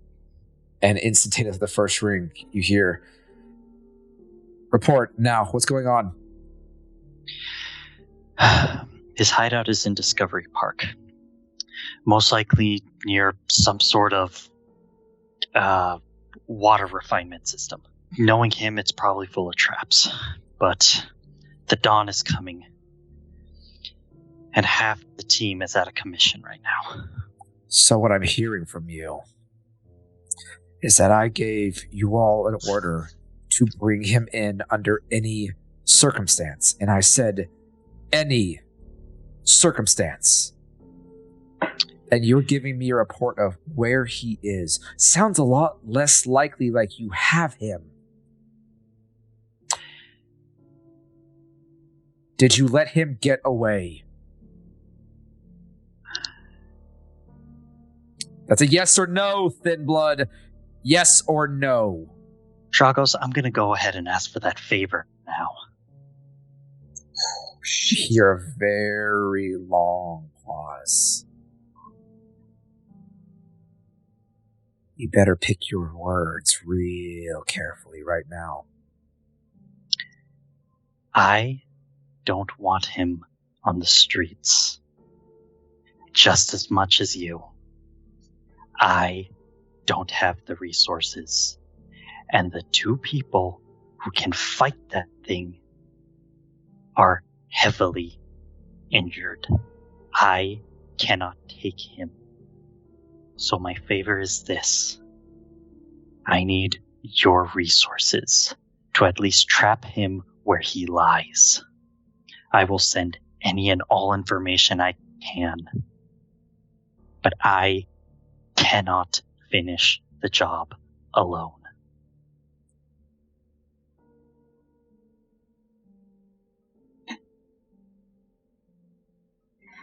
Give me a composure plus politics.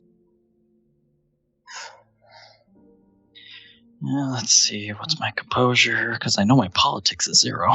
Or persuasion. I know that's 0 too. Let me see. You could always rouse for a little more charisma. 0, yeah. I'm going to rouse. And fail. You hear the sound of metal breaking. You hear a bolt squeak and strain as this reverb begins to echo in the darkest parts of your mind. You know, she trusts you, Acer. As you can't help but slowly look over to Crescent for just a moment. If you drank her dry right now, if you took every ounce of her, you could be stronger. You could do better. You could run this city from the dark just like you wanted. As you feel your mouth begin to go as dry as the Sahara itself. And I will think in my head, if you suggest that one more time, I will tear my own fucking head off and make sure you come with me. Crescent, you can't help but hear Acer suddenly whisper this over the phone as Dragos. Let's just wait a little bit longer, depending on this roll. I can't say anything to help because nobody can hear me over the phone. I forgot to mention you can add your camera influence as well, which would be an extra 3 dice, as you are speaker of the Thin Bloods. Thank you. Let's go. I have to remember advantages are a thing.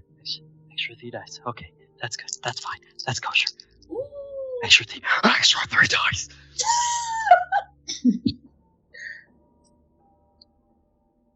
That went from a 2 to a 5, and I thank you so much for that. Take note, everyone. Remember to double check your advantages. You never know what might help. 5 successes. 5 successes. And you know what? Just because it's Dragos, remember that one that you gave me because of the chat name? Oh, yeah. Oh, you have an extra die! I'm gonna do that one too. Just for the sake of it. So for our audience, I always make Please. a rule that if my players can make me laugh in relation to the game, I usually like to throw a bonus because I enjoy being entertained. That makes it a 6. 6 successes. Okay. This is what's going to happen, Acer. The dawn is coming. So you're lucky I don't have time right now to find you lot and deal with this now. Consider your favor paid for my mercy in this case. So this is what's going to happen. I'll make sure no one walks out of that park and no one goes in either. But tomorrow night, I want all of you in my tower first thing. I'll make sure I get everyone there. And Acer, I suggest for your own health and for the health of all of us, you don't be late. And he hangs up.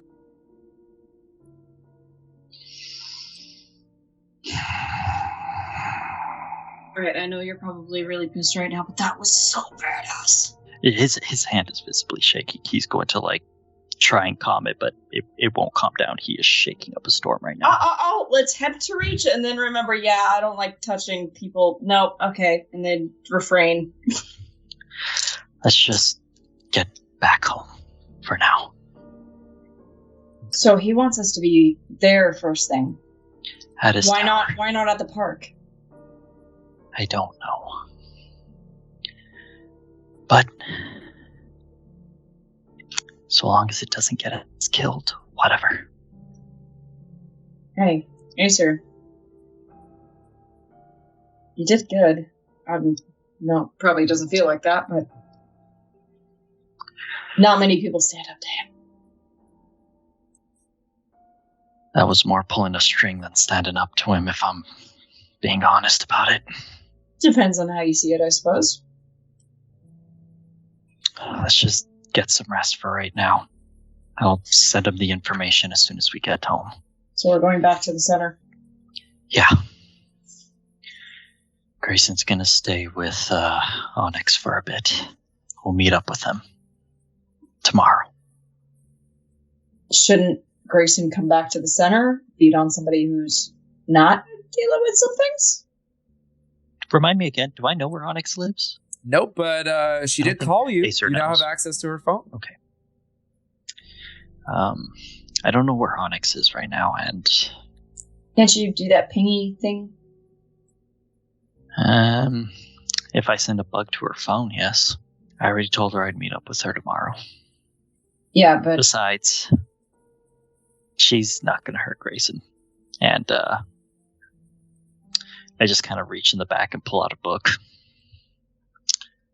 I still have this. She's going to want it. a book. Does said book do magical things? If you're a thin blood. Oh, great. Thin blood book. Hey, I have to get my powers somehow. Not everyone has the advantage of just using them. I have to make mine. Okay, fair point. Okay, so Dragos did the whole thing of, like, don't be late, though. So what time are we meeting him? As early as possible, and considering I get up an hour before you guys, I think I can make that happen. Okay. When we're about 10 minutes out from the center, I'm going to find an alley. I'm going to park the car there. And then we're going to walk the rest of the way. Easy enough.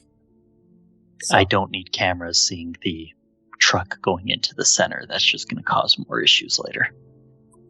fair enough. I'll say for the sake of brevity, both of you navigating your way back to the center. It's not a problem. As you and Acer pull off the turnpike, you can't help but notice a small silhouette begin to lower itself from the cloud cover as Duncan falls from the sky. It disappears into the tree line below. Your quarry escaped yet again, but not without leaving your mark. And as you and Acer spend the last of the ride in a frustrated state, with a sense of dread and anxiety for what the next night might bring, what is the lasting thoughts that leave you? Knowing that unfortunately in the end, you may have survived, but Duncan for now has gotten away.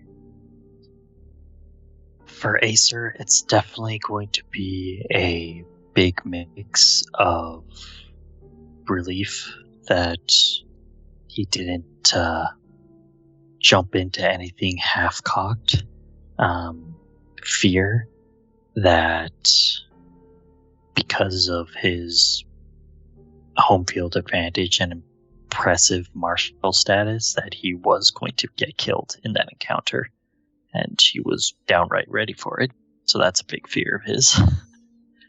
And annoyance that he was this close to seeing Duncan vanish forever and not give them any issues. What about you, Crescent? What are your lasting thoughts as the garage closes behind the both of you, plunging you both into the darkness of the safety of your haven? Just frustration for the day. There's a little bit of peace in, at least we live to fight another day, but at the same time, there's just that tick of annoyance. Like, I want this to be done so that I can actually sleep somewhat peacefully as Kindred can. As our coterie begin to bed down for the night, you zoom in to an emerald tower.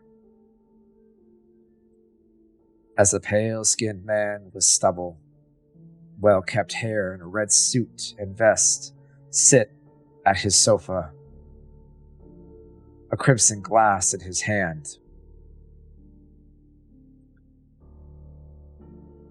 All right, Mel Davis. Let's talk. Camarilla to Anarch. And that is where we're going to leave it for tonight. Our coterie, as frustrated as you all may be, have done very well. You have survived the night and survived an assault against Duncan yet again, even by the skin of your teeth, even landing a lastful wound upon him that he is sure not to forget. Everyone receives 1 experience point for the session and another experience point for surviving the night.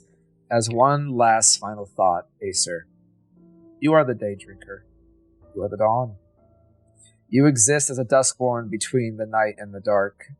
That frustration that Duncan was so close, that despite everything you all threw at him, he just managed to slip away yet again.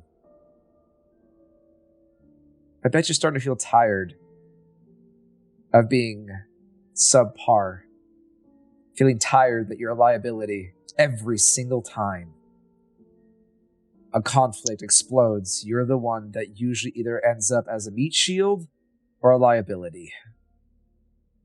It starts to weigh on you, doesn't it? He's getting there. Definitely getting there. And in that frustration, Innovation begins to shine through. The desire for new knowledge. The book. Do you spend a little bit of time just to take a little look at it? Fair enough. Gotta get method. As the dark begins to fade and the dawn begins to arrive, spend a little time just to look at what was so important that Jordan was willing to risk his life to protect and escape with. What was worth the darkness that he allowed himself to breed? While it takes you some time, you begin to look at the recipes. One stands out, and it's very strange to you. It involves combining your blood with the ashes of Kindred, and as death begins to creep upon you, unable to keep yourself awake, you see a note scrawled at the bottom. With this, it doesn't matter if you're a thin blood. With this dust, we can be just as strong, if not stronger.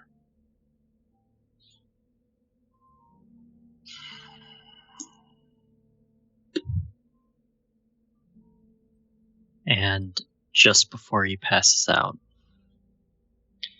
he's going to disconnect anything electronic, pull the battery out of his phone, and just go to his whiteboard and write out thin blood, stronger than normal kindred, ?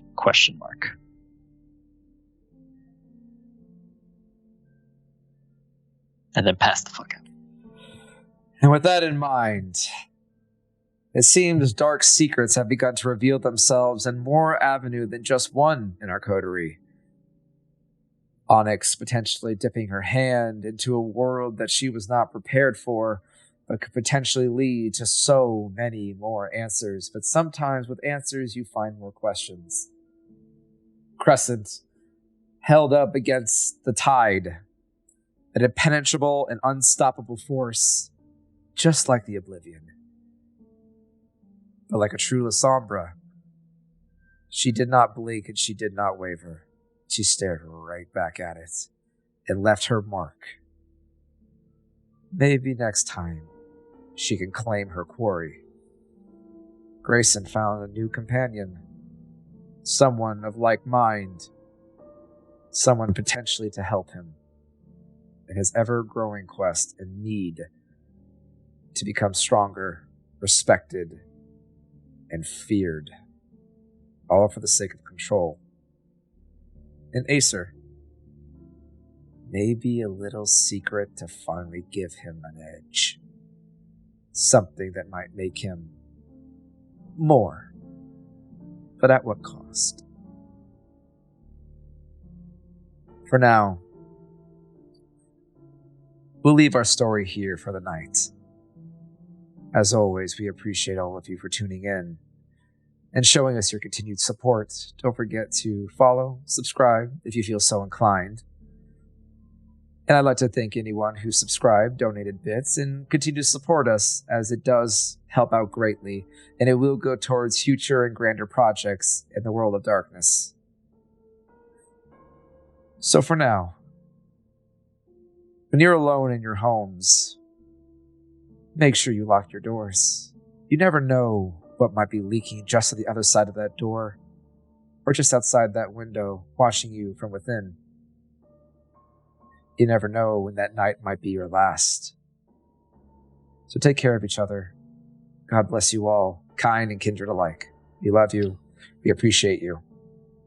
And thank you for all the things that you do. Good night, everyone. And we'll see you all next time.